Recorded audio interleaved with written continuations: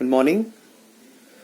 So here I with the I Manish with the another topic class D chopper. So last class हम लोग class C chopper पे discuss किए थे. So class C chopper में हम लोगों ने देखा था कि रिवर्सल ऑफ करंट अलाउ नहीं है. ठीक है, reversal of current is not allowed. So उस केस में हम क्लास डी चॉपर को यूज करते हैं. सो क्लास डी चॉपर में क्या है कि हम करंट को रिवर्स नहीं कर रहे पर वोल्टेज मेरा चेंज कर रहा है, क्योंकि पावर को नेगेटिव ब्रेकिंग लगाना है तो पावर को नेगेटिव करना ही होगा.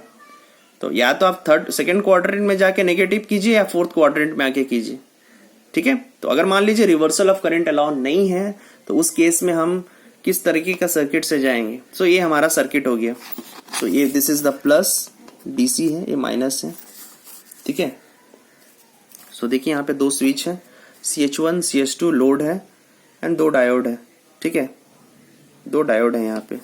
सो फॉर फर्स्ट क्वाड्रेंट में अगर ऑपरेट करना है तो हम क्या करेंगे, CH1 और CH2 को ऑन कर देंगे. ठीक है, CH1 और CH2 मेरा ऑन हो गया, लोड को सोर्स से एनर्जी मिलना शुरू हो गया. उसके बाद हम क्या करेंगे, CH1 या CH2 दोनों में से किसी एक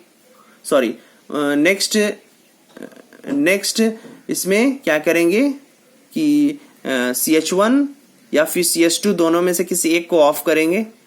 तो क्या होगा, जैसे ही ऑफ करेंगे, 1 मिनट, हाँ CH1 को, इसको ग्राफ से देखिए.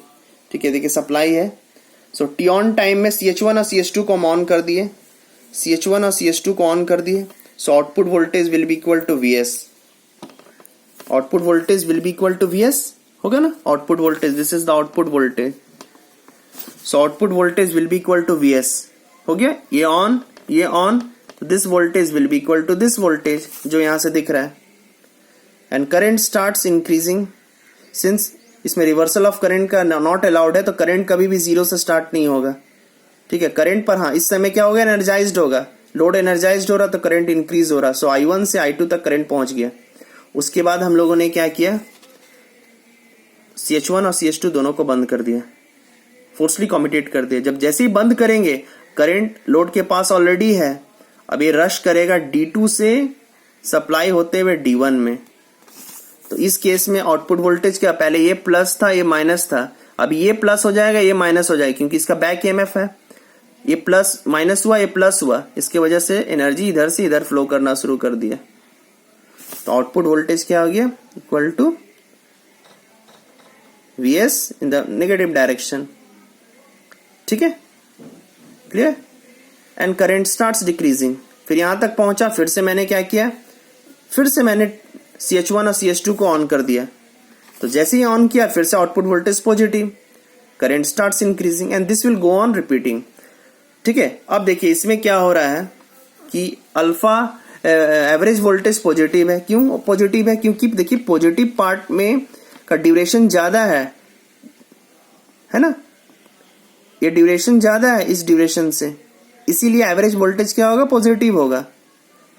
और करंट तो ऑलरेडी पॉजिटिव है क्योंकि हमेशा पॉजिटिव पार्ट में फ्लो कर रहा है. तो average voltage positive, average current positive, तो पावर पॉजिटिव हो गया, मोटरिंग मोड. ठीक है, ये कब होगा, अल्फा का वैल्यू अगर 0.5 से ज्यादा है. अल्फा क्या है, duty cycle of this two switches है, ये दोनों स्विच का ड्यूटी साइकिल है. अगर ड्यूटी साइकिल हम रखते हैं 0.5 से ज्यादा तो ये मोटरिंग की तरह बिहेव करेगा, मोटर की तरह चलेगा. पर अभी सेम चीज यहां देखिए, यहां क्या हो रहा है, T1 को हम ऑन किए, करंट स्टार्ट्स इंक्रीजिंग. फिर हमने क्या किया, टी ऑफ का ड्यूरेशन बढ़ा दिया. तो टी ऑफ का ड्यूरेशन बढ़ाने से करंट इधर डिके करेगा. ठीक है, so in that case what will happen, उस केस में क्या होगा कि देखिए एवरेज वोल्टेज मेरा नेगेटिव हो जाएगा.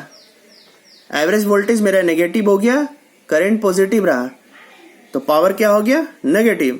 पावर नेगेटिव का मतलब है रीजनरेटिव ब्रेकिंग. तो ये कब होगा, अल्फा का वैल्यू जब 0.5 से कम होगा. ठीक है, 0.5 होगा तो क्या होगा, एवरेज वोल्टेज जीरो. ये AC बन गया ना, ये AC बन गया, average voltage zero, positive negative same. जहां ऐसा हुआ average voltage negative, current positive रहे, कोई फर्क नहीं पड़ता है. Motor will be at standstill और rotating at its momentum. Starting में अगर ऐसा कंडीशन देते तो मोटर चलेगा ही नहीं, और बाद में अगर मान लीजिए हम मोटरिंग मोड है, मोटरिंग मोड मतलब ये मोड रखे हैं, उसके बाद हम ये मोड पे ले आ रहे हैं, अल्फा का 0.5 वैल्यू रख दे रहे हैं, तो फिर क्या होगा, मोटर अपने मोमेंटम के अकॉर्डिंग घूमेगा, उसके बाद बंद हो जाएगा।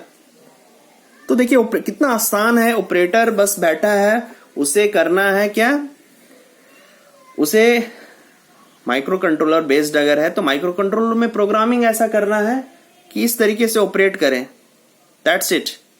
उसे ड्यूटी साइकिल पे कंट्रोल करके वो सीधा एक मोटर को सेम सर्किट, उसे सर्किट चेंज नहीं करना पड़ रहा है, सर्किट नहीं चेंज करना पड़ रहा है, बस सेम सर्किट में वो CH1 CH2 को ऑन और ऑफ करके सिर्फ क्या कर रहा है, मोटरिंग मोड और ब्रेकिंग मोड ला रहा है। और ऑन और ऑफ करने के लिए बस उसने प्रोग्रामिंग में ये दे दिया है, माइक्रो कंट्रोलर की प्रोग्रामिंग में उसने लिख दिया है, फिट कर दिया है सारा चीज, कंट्रोलर उसी हिसाब से ऑपरेट करेगा, पावर सर्किट को कंट्रोल करेगा, दैट्स इट। ठीक है, सो ये मेरा बन गया क्लास डी चॉपर। सो देखिए क्लास डी चॉपर क्या है, first and fourth quadrant chopper. अब इसमें भी एक प्रॉब्लम क्या है कि मोटर मोटरिंग मोड में तो मूव किया, ब्रेकिंग भी लगा, but we do not have any reverse direction, मतलब ए से बी की तरफ गया, रुक गया यहाँ पे। अगर मान लो बी पे रुक गया, उसके बाद देखिए बी के बाद हमको अगर ए तक लाना है तो हमें क्या करना होगा, क्लास डी चॉपर में या क्लास सी चॉपर में पोलरिटी चेंज करना होगा मोटर के थ्रू। लोड या तो लोड को चेंज कीजिए, मतलब लोड को ऐसे उलट देना होगा। अब ये तो पॉसिबल नहीं ना है, लोड को पोलरिटी आप कैसे चेंज करोगे। मान लीजिए एग्जांपल कोई ऑटोमेशन में एक मिनट में मान लीजिए 100 times motor forward movement with braking and reverse movement with braking कर रहा है। ये 100 टाइम एक मिनट में अगर करता है तो कैन यू इट इज क्या पॉसिबल है कि बार बार पोलरिटी मोटर का चेंज करना? No, not at all, possible ही नहीं है कि हम मोटर की पोलरिटी बार बार चेंज करें। इसका मतलब क्या है कि एक क्लास डी के चॉपर से हम सिर्फ एक डायरेक्शन में मूवमेंट ला सकते हैं, दूसरे डायरेक्शन में मूवमेंट लाने के लिए तो फिर मुझे इस सर्किट से काम नहीं चलेगा। इसका मतलब क्या है, अब 2 क्लास सी को ऐड कर दीजिए या 2 क्लास डी को ऐड कर दीजिए, है ना। कॉन्सेप्ट क्या है, 2 क्लास सी को ऐड कर दीजिए या फिर 2 क्लास डी को ऐड कर दीजिए, तब मेरा बनता है क्लास ई चॉपर। तो ये बन गया क्लास ई चॉपर। इसे यूनिवर्सल चॉपर भी बोला जाता है, इसको यूनिवर्सल चॉपर भी बोला जाता है, यूनिवर्सल चॉपर। और ये मेन चॉपिंग सर्किट है जो आपका पावर सर्किट है, जो मेनली यूज्ड होता है operation of DC series motor या कंपाउंड मोटर में। ये बेसिकली जो यूज किया जाता है, ठीक है। या आप ये 4 क्वाड ऑपरेशन है, ठीक है। ये तो मैं चॉपिंग का पॉइंट ऑफ व्यू से बता रहा ना आपको। क्या है, सर्किट में आप फॉरवर्ड मूवमेंट विद ब्रेकिंग लगा सकते हैं, फिर सेम सर्किट चेंज करने का जरूरत नहीं है, फिर इसी सर्किट से आप रिवर्स मूवमेंट विद ब्रेकिंग भी लगा सकते हैं। अब देखिए इसको यहाँ पे मैंने दिखा दिया, forward motoring, forward braking, reverse motoring, reverse braking. तो आप ये दोनों को ऑपरेट करिए, फिर इन दोनों को ऑपरेट कीजिए, ठीक है, या फिर इन दोनों को ऑपरेट कीजिए, फिर इन दोनों को इन दोनों को ऑपरेट कीजिए, इन दोनों को ऑपरेट कीजिए। तो कुछ भी हो सकता है, पर नॉर्मली हम अगर इन दोनों को करना है तो इसमें रिवर्स मोटरिंग या रिवर्स ब्रेकिंग लिखना होगा, इसमें forward motoring and forward braking लिखना होगा। पर मैंने मतलब कुछ भी कर सकते हैं, मतलब 2 क्वाड ऑपरेशन को जोड़ना है तो या तो 1 2 को जोड़िए या 3 4 को जोड़िए, या फिर 1 4 को जोड़िए या 3 2 को जोड़िए। तो मैंने यहाँ पे 1 2 को जोड़ा है, फिर 3 और 4 को जोड़ा है, ठीक है। सो देखिए यहाँ पे क्या हो रहा है, मैंने दोनों सर्किट को अलग अलग कर दिया है। सो यहाँ पे मैंने एक सिंपल लोड ले लिया था, अब इस लोड को मैंने यहाँ से कनेक्ट किया है, ठीक है। अब देखिए यहाँ पे थोड़ा ध्यान दीजिएगा, यहाँ पे दोनों में डिफरेंस क्या है। मोटर अगर क्लॉकवाइज में मूव कर रहा है तो इसका बैक ईएमएफ इस तरीके से बन रहा है। अब मोटर मान लीजिए एंटी क्लॉकवाइज में घूम रहा है तो उसका बैक ईएमएफ जस्ट उल्टा बनेगा, इसीलिए मैंने यहाँ पे डिस्टिंग्विश करके अलग अलग बना दिया है, ठीक है। अब देखिए मैं इसको ऑपरेट कैसे करूंगा। सिंपल, फॉरवर्ड मोटरिंग चाहिए तो सबसे पहले CH1 और CH4 को ऑन करेंगे। CH1 और CH4 को ऑन किए, लोड सोर्स से लोड की तरफ एनर्जी जाना शुरू किया, सोर्स से लोड गया, ठीक है, सोर्स से हमारा लोड की तरफ एनर्जी गया, ठीक है। इसके बाद क्या हो रहा है, इसके बाद देखिए मैं CH4 को ऑफ कर रहा हूं। जैसे CH4 को ऑफ करूंगा मैं, ठीक है, कॉन्सेप्ट क्या था कि स्विच रहेगा, स्विच को ऑन करेंगे, उसके बाद हम क्या करेंगे, स्विच को ऑफ करेंगे तो लोड अपना एनर्जी क्या करेगा, एक पर्टिकुलर फ्री व्हीलिंग डायोड से कंडक्ट करेगा। तो यहाँ पे फ्री व्हीलिंग डायोड क्या हो गया, D2 will be acting as a free wheeling diode. तो एनर्जी इधर से गया, इधर गया, उसके बाद फिर इधर से आया, CH1 को बंद किए, ये अपना एनर्जी D2 से डिसिपेट करेगा और इस तरीके से मोटरिंग कंट्रोल होगा। सो इस तरीके से मैंने यहाँ पे कर दिया, ठीक है, इस तरीके से ऑपरेट कर दिया। यहाँ पे देखिए टी ऑन टाइम में CH1 और CH4 ऑन है, टी ऑफ टाइम में CH4 और D2 ऑन ऑपरेट कर रहे हैं।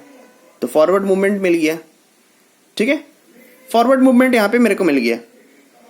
नेक्स्ट क्या हो रहा है, मुझे ब्रेकिंग लगाना है, ठीक है। तो ब्रेकिंग लगाना है तो कॉन्सेप्ट आएगा, एक स्विच को ऑन करेंगे, ब्रेकिंग लगाना है तो करंट लोड में 0 हो चुका है। याद रखिए करंट को 0 होना है, क्योंकि सेकेंड क्वाड्रेंट में फर्स्ट से सेकेंड करंट को तो 0 होना होगा ना, तभी ना सेकेंड क्वाड्रेंट में जाएगा, करंट रिवर्स करेगा डायरेक्शन। इसीलिए इस पोजीशन में क्या है, करंट 0 है पर बैक ईएमएफ है मोटर का।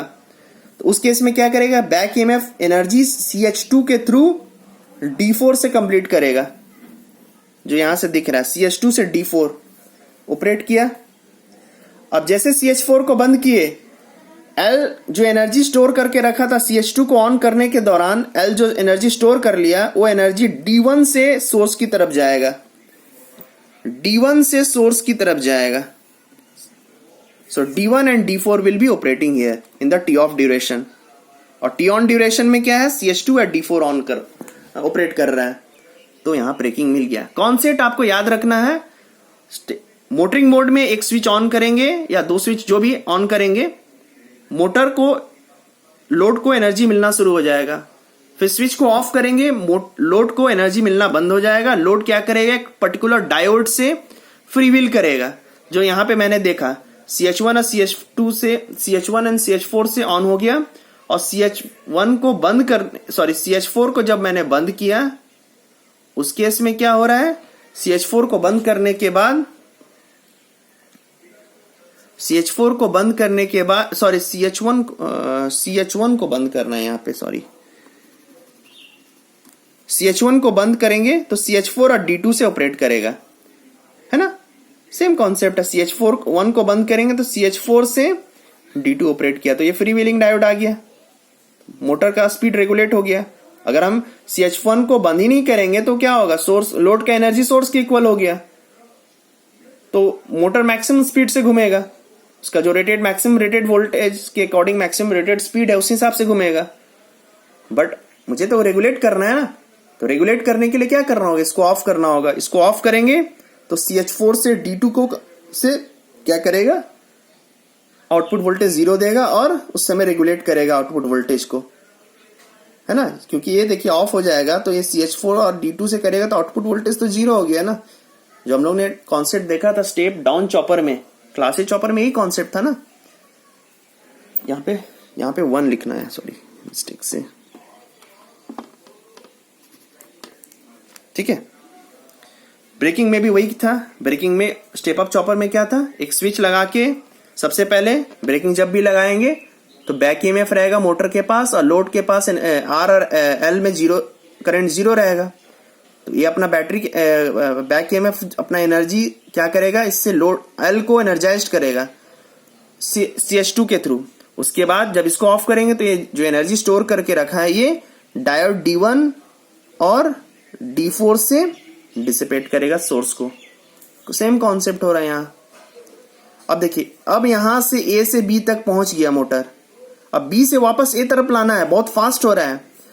अब क्या करना होगा, तुरंत हम लोग थर्ड क्वाड्रेंट में आ जाएंगे। सो थर्ड क्वाड्रेंट में क्या होगा, ये होगा। अभी देखिए मोटर जब उल्टा घूमेगा तो बैक ईएमएफ उसका उल्टा बनेगा ना। तो अभी CH3 का, अभी मान लीजिए स्टार्टिंग के समय बैक ईएमएफ नहीं है, तो मोटर CH3 को ऑन करके बैक ईएमएफ बनाएंगे, CH3 या CH2 को ऑन कर दिए, बैक ईएमएफ बन गया। CH3 को बंद